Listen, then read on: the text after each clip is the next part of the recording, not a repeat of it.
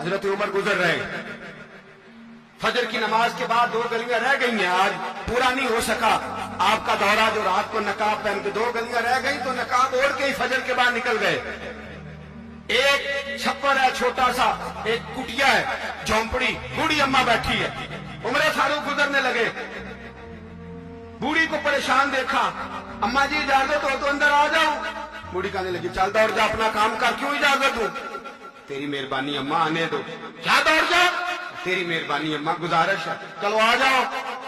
हज़रत उमर फारूक फरमाया करते थे, मैंने उस औरत से आईन सीखा है, आईन, मैंने उससे कानून सीखा है, उस पूरी औरत से। अंदर आ गए उमर फारूक, अम्मा क्या परेशानी है, क्या बात है? अम्मा कहने लगी खामद इंतकाल कर गया, औलाद अल्लाह ने दी कोई नहीं, मैं गरीब हूं, 3 दिन से रोटी नहीं खाई, 25 दिनार का कर्जा चढ़ गया है, मुझे उमर फारूक से बड़ी शिकायत है, उसने मेरा हाल ही नहीं पूछा। हज़रत उमर कहते थे मुझे उसने दस्तूर और आइन सिखाया, कहने लगे शिकवा है, उमर आया ही नहीं। हज़रत उमर कहने लगे अम्मा, उमर को क्या पता कि तू इस हाल में है। अम्मा दस्तूर बयान करती है, अम्मा जमहूरियत का ऐलान करती है, कहती है नहीं पता उमर को, तो उमर से कहो छोड़ दे हुकूमत, उसके हवाले करे जो खबर रख सकता है, ना इधर उधर की तू बात कर, ये बता के काफिला क्यों लुटा, मुझे रहजनों से गरज नहीं, तेरी रहबरी का सवाल है। उमर से कहो छोड़े हुकूमत, उसको दे जो पता रख सकता है। हजरत सैयदना नाफे फरमाते हैं, जिसके सामने किसरा और रूम के बादशाह कांपा करते थे, मैंने उस उमर को बूढ़ी अम्मा के सामने कांपते हुए देखा। राशा तारी है उमर फारूक का। दौड़े गए, 25 दिनार लाए, राशन रख के लाए, रोटियां पकाई, बूढ़ी अम्मा को खिलाई, कहने लगे अम्मा 25 दिनार ले ले और चल, गलती हो गई, उमर को माफ कर दे। अम्मा बोल के कहने लगी मैं नहीं माफ करती, मैं तो पक्का फालू, बस गिरने वाली हूँ, एक दफा कब्र में जा लेने दे, मेरे रसूल आएंगे तो मैं उमर की शिकायत करूं।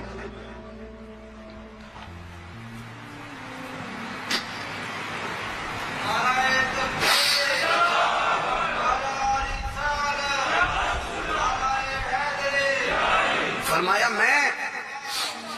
मैं शिकायत करूंगी महबूब पाक से और अर्ज करूंगी हुजूर इससे पूछ, इसको निगरान बनाया गया, इसने मुझे बेवा और लवारस की खबर ही नहीं ली।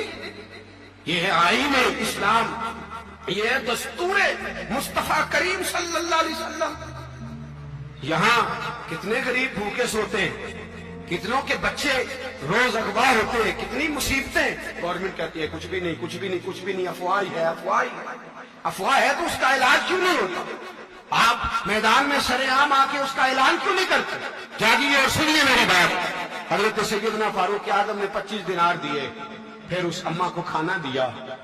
कोई बरादरी नहीं इस अम्मा की, कोई वोट बैंक नहीं, कोई ये अम्मा किसी बड़ी बरादरी की नहीं जिसका 2 लाख वोट हो।